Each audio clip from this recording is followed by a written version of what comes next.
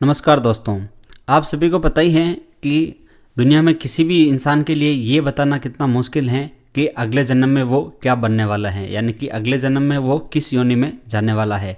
लेकिन विष्णु पुराण में एक वर्णन आता है एक कथा का। उस कथा के माध्यम से ये बताया गया है कि आप अगले जन्म में क्या बन सकते हैं। तो आज के इस वीडियो में हम उसी कथा के बारे में जानेंगे।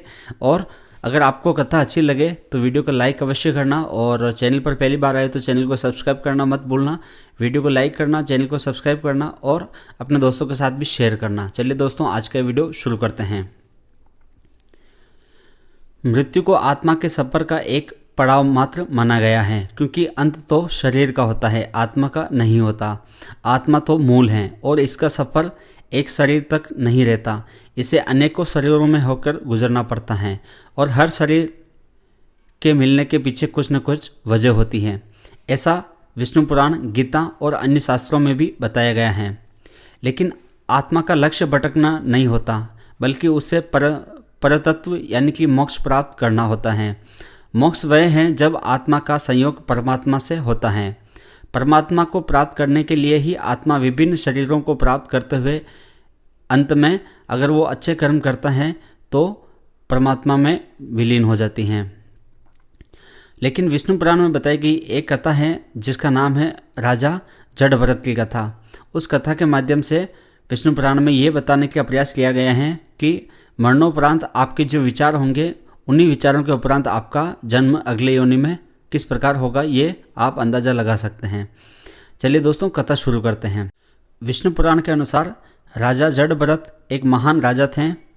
प्रजा का पालन ही वे धर्मपरायण होकर करते थे। लेकिन एक दिन ऐसा हुआ कि जब वे स्नान कर रहे थे तभी एक हिरणी सिंह के भय से भागते हुए नदी में कूद गई, लेकिन वह नदी को पार नहीं कर पाई। हिरणी गर्भवती थी और जल में ही उसे प्रसव हो गया। उसने एक हिरणी को जन्म दिया और वहीं मृत्यु को प्राप्त हो गई। राजा को हिरणी के बच्चों को देखकर उस पर दया आ गई और वह उसे लेकर अपने राजभवन में आ गए। राजा जड़भरत ने उस हिरणी को अपने बच्चे की तरह पालना शुरू किया। हिरणी भी राजा से बहुत स्नेह करने लगी थी और राजा के आगे पीछे खेलती रहती, जिसे देखकर राजा जड़भरत आनंदित होते रहते थे। राजा का मोह हिरणी के बच्चे से बढ़ता चला गया और धीरे धीरे वह बूढ़े होकर मृत्यु को प्राप्त हो गए।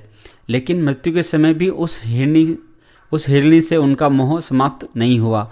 वह उसी के बारे में सोचते रहे। परिणाम यह हुआ कि उन्हें मनुष्य योनि से एक पशु योनि में जाना पड़ा और वे स्वयं उस हिरणी के गर्भ में आ गए और हिरण के रूप में उनका अगला जन्म हुआ।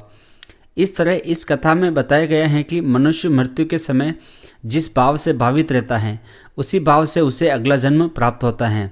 गीता में भी कहा गया है कि मृत्यु काल में भगवान में जिनका मन लगा रहता है वही मोक्ष को पाता है। लेकिन यह बहुत ही कठिन है, क्योंकि जीवन भर जिस भाव से मनुष्य भावित रहता है वही भाव मृत्यु के समय उसके मन पर हावी रहता है। आपने देखा होगा कि अगर घर में किसी की मृत्यु हो जाने के बाद अगर कुछ वर्षों में किसी बच्चे का जन्म होता है तो लोग कहते हैं कि घर के वही सदस्य लौटकर आपके घर में बच्चों के रूप में आए हैं। दरअसल ये उस व्यक्ति के अपने परिवार के प्रति मोह और कामना को दर्शाता है, क्योंकि मनुष्य अपनी कामनाओं और परिवार के मोह से जल्दी नहीं निकल पाता। गरुड़ पुराण में कर्मों की प्रधानता बताई गई है, जिसके अनुसार मनुष्य जैसा कर्म करता है उसी के अनुसार उसे अगला जन्म मिलता है। इसलिए कर्म और कामना, इन दोनों को ही मनुष्य के अगले जन्म का कारण माना जाता है। उम्मीद करता हूँ आज के इस वीडियो में बताई गई जानकारी आपको अच्छी लगी होगी। जानकारी अगर अच्छी लगी हो तो वीडियो को लाइक अवश्य करें और अपने दोस्तों के साथ शेयर अवश्य करें। चलिए दोस्तों, तब तक के लिए धन्यवाद। मिलते हैं नए वीडियो में।